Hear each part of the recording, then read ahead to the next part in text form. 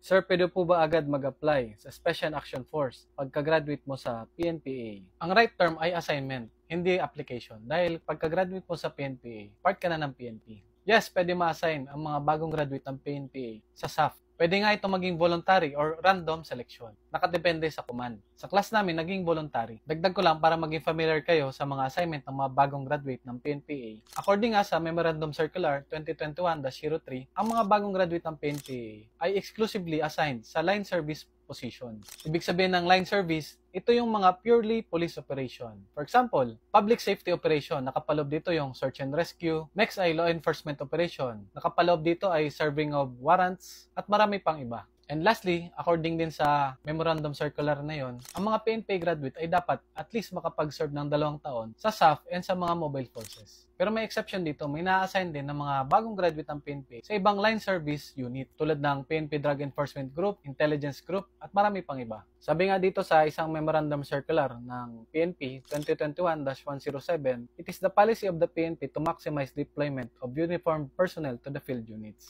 So pag nakita ng command na nangangailangan ng mga bagong graduate ng PNP ang ibang line service units, doon sila ina-assign. So yun lang, kung may katanungan kayo, comment nyo lang, follow for more.